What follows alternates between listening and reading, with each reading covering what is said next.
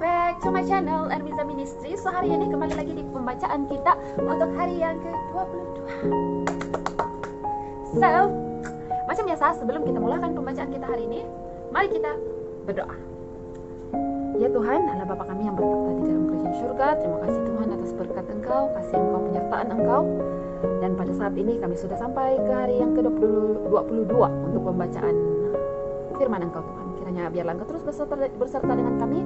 Sekali lagi kami ingin memohon hikmat daripada Engkau untuk memahami setiap satu perkataan yang kami akan baca sebentar nanti Tuhan. Terima kasih Tuhan, ampunkan segala dosa pelanggaran kami. Semuanya saya serahkan dalam nama Tuhan Yesus Kristus yang menjadi juru selamat dan penebus kami. Amin. So, jom kita baca dalam hari yang ke-22 Desire of Ages nomor 68 hingga 70 untuk bab yang ke-7. Ya, pada masa kanak-kanak. Oke. Pada masa kanak-kanak dan masa muda Yesus tinggal di sebuah kampung pergunungan yang kecil. Tiada tempat di dunia ini yang tidak dapat dipermuliakan oleh hadiratnya.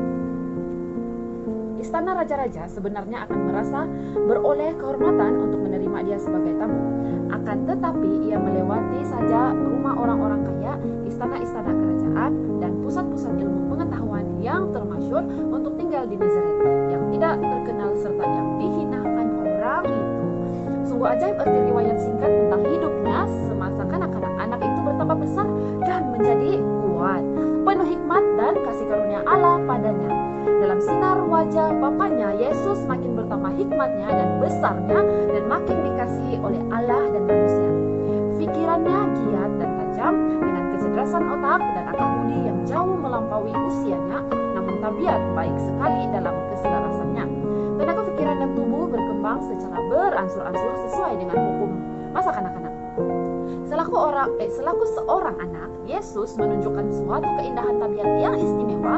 Tangannya yang cekatan selamanya siap sedia untuk melayani orang lain. Ia menunjukkan kesabaran yang tidak dapat diganggu oleh barang suatu pun, dan keteguhan dalam kebenaran yang tidak sudi mengorbankan kejujuran. Dalam prinsip yang kukuh seperti batu karang, hidupnya menunjukkan sifat kesopanan yang tidak mementingkan diri sendiri. Dengan kesungguhan yang besar, Ibu Yesus mengamat-amati mekarnya segala kuasanya dan melihat kesempurnaan dalam tabiatnya. Dengan kesukaan ia berusaha mendorong semangat pikiran yang cerdas dan tajam itu. Dengan perantaraan Roh Kudus ia menerima akal budi untuk dapat bekerja sama dengan makhluk-makhluk semawi dalam usaha memperkembangkan anak ini yang dapat mengatakan hanya Allah sebagai Bapaknya.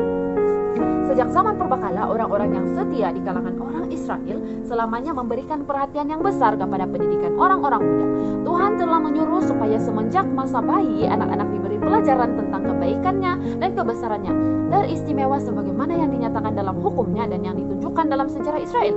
Nyanyian, doa, dan pelajaran dari Alkitab harus disesuaikan dengan pikiran yang sedang berkembang. Ibu dan bapak harus mengajarkan kepada anak-anak bahwa hukum Allah adalah kenyataan tabiatnya, dan bahwa sementara mereka menerima asas-asas hukum itu ke dalam hati, peta Allah terteralah pada pikiran dan jiwa. Sebagian besar dari pengajaran itu dilakukan secara lisan, tetapi anak muda belajar juga membaca tulisan Ibrani dan gulungan surat Alkitab Perjanjian Lama terbuka untuk mereka pelajari. Pada zaman Kristus, kota atau negeri yang tidak menyediakan pendidikan agama bagi anak-anak mereka dianggap sebagai kota yang terkena kutuk Allah. Namun, pengajaran itu sudah menjadi sekadar kebiasaan sahaja. Tradisi sudah mengambil sebagian besar tempat Alkitab. Pendidikan yang benar nescaya menuntun kaum muda untuk mencari dia, mudah-mudahan menjamah dan menemukan dia.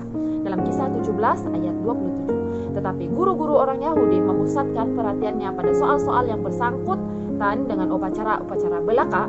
Pikiran sudah dipenuhi dengan bahan-bahan yang tidak ada nilainya bagi belajar dan yang tidak akan diakui sah di sekolah yang lebih tinggi di istana surga. Pengalaman yang diperoleh karena menerima sabda Allah secara perseorangan tidak mendapat tempat dalam sistem pendidikan itu. Karena asyik dengan acara sehari-hari yang bersifat jasmania, para pelajar tidak beroleh saat yang tenang untuk mengadakan hubungan dengan Allah. Mereka tidak mendengar suaranya berfirman ke dalam hati. Dalam usaha mereka menambang ilmu, mereka berpaling dari sumber akal budi. Syarat-syarat mutlak besar dalam pekerjaan Allah dilalaikan.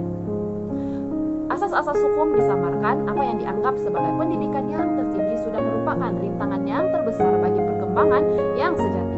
Di bawah pendidikan rabi-rabi, segala kuasa orang-orang muda tertekan. Pikiran mereka itu menjadi terdesak dan sempit.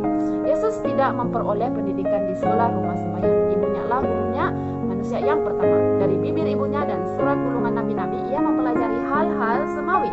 Justru sabda yang difirmankannya sendiri dahulu kepada Musa untuk Bani Israel. Ini diajarkan kepadanya di pangkuan ibunya ketika ia meningkat dari masa kanak-kanak ke masa muda.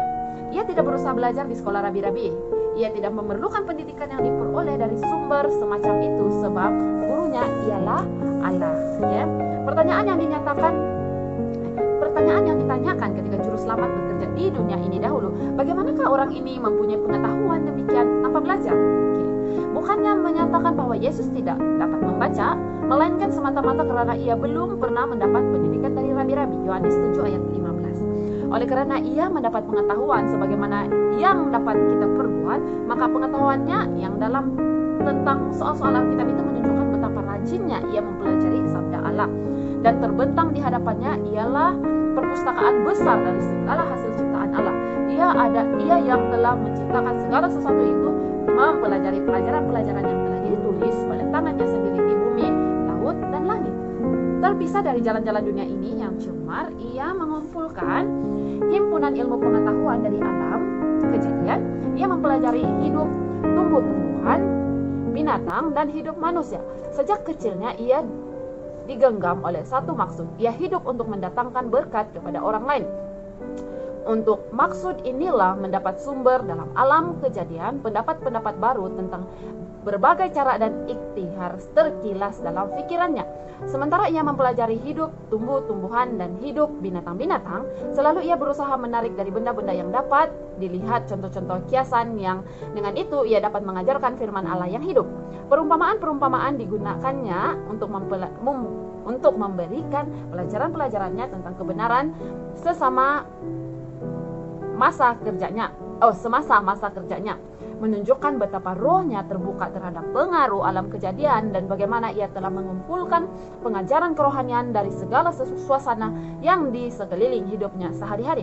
Demikianlah bagi Yesus arti sabda dan segala benda ciptaan Allah terbuka, sedang ia mencoba mengetahui sebab musabab dalam dan segala sesuatu. Para pengiringnya ialah makhluk-makhluk semawi dan pikiran serta percakapan yang suci ada padanya sejak dapat berpikir. Ia senantiasa bertumbuh dalam sifat kerohanian dan pengetahuan tentang kebenaran. Setiap anak dapat memperoleh pengetahuan sebagaimana halnya dengan Yesus. Sedang kita berusaha mengenal Bapa kita yang di surga melalui firman-Nya, malaikat-malaikat yang suci akan hadir, pikiran kita akan dikuatkan, tabiat kita akan dipertinggi dan diperhalus. Kita akan lebih menyerupai juru selamat kita. Maka sedang kita melihat benda-benda yang elok dan mulia dalam alam kejadian, kasih sayang kita pun akan mengalir kepada Allah. Sementara roh rasa takut dengan hormat, jiwa dikuatkan oleh mengadakan hubungan dengan yang maha besar melalui benda-benda ciptaannya. Percakapan dengan Allah melalui doa mengembangkan tenaga pikiran dan batin dan tenaga rohani makin kuat sementara kita memupuk pikiran dengan hal-hal yang bersifat rohani. So macam itulah kita punya pembacaan hari ini, di mana dia mengisahkan bagaimana Yesus daripada bayi membesar menjadi kanak-kanak dan menjadi anak muda. Oke, so bagaimana dia tidak mendapat pendidikan di sekolah rabi-rabi ataupun sekolah nabi-nabi pada ketika itu, tetapi dia masih boleh mendapat ilmu pengetahuan tentang Alkitab, tentang Tuhan melalui persekitaran yang dia ada, dan dia masih boleh memberi inspirasi dengan orang lain. Bagaimana apa pengetahuan semasa dia tentang Tuhan, walaupun dia tidak pergi bersekolah dengan nabi-nabi atau rabi-rabi. So macam mana kita boleh tengok bahwa spiritual development Yesus adalah bermula sejak dari dia kecil. Oke? So kalau kita mau belajar dan kita tidak perlu bimbingan nabi-nabi ataupun para sesiapapun, sebab kita boleh berdoa, kita boleh belajar sendiri, kita boleh meminta Tuhan untuk memberikan hikmat untuk memahami segala sesuatu yang kita ingin belajar. Firman Tuhan di dalam Alkitab ataupun di mana-mana buku rohani. Oke? So itu saja saya punya pembacaan pada hari ini. So mari kita berdoa. Ya Tuhan, terima kasih atas pembacaan tadi, terima kasih atas penyertaan Engkau, dan pada saat ini kami ingin Engkau bantu kami untuk dapat mengaplikasikan apa yang kami bacakan, dan kami ingin menjadi salah satu pendidik kepada anak-anak kecil kami. Tidak kiralah siapapun mereka, sama ada anak kami sendiri, adik-adik kami sendiri, anak buah kami sendiri, ataupun orang lain, anak-anak kecil, orang daripada saudara-saudara kami atau sahabat-sahabat kami yang lain. Kami ingin membantu pekerjaan Engkau untuk menerapkan tentang Engkau, memperkenalkan Engkau dengan mereka sejak mereka dari kecil lagi. Bagaimana Yesus dididik di usia yang muda untuk mempelajari tentang Tuhan. Terima kasih Tuhan atas pelajaran yang begitu indah pada hari ini. Terima kasih karena Engkau sudah memberikan kami sesuatu yang luar biasa. Engkau telah memberikan hikmat, dan Engkau telah menyertai kami. Engkau telah menguatkan keimanan kami dan untuk sentiasa lebih dekat kepadamu. Terima kasih Tuhan karena Engkau sudah mendengar dan menjawab doa ini.